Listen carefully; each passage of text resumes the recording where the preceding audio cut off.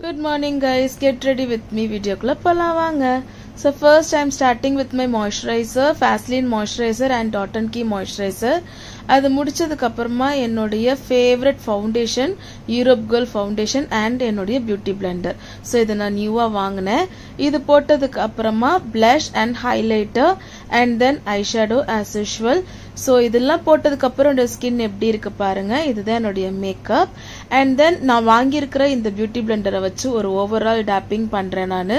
So என்னோட product எல்லாமே என்னோட skin குள்ள absorb ஆகும். And then என்னோட favorite lipstick from Europe Girl and then என்னோட costume கேத்த மாதிரியான pearls earrings நான் போடுறேன்.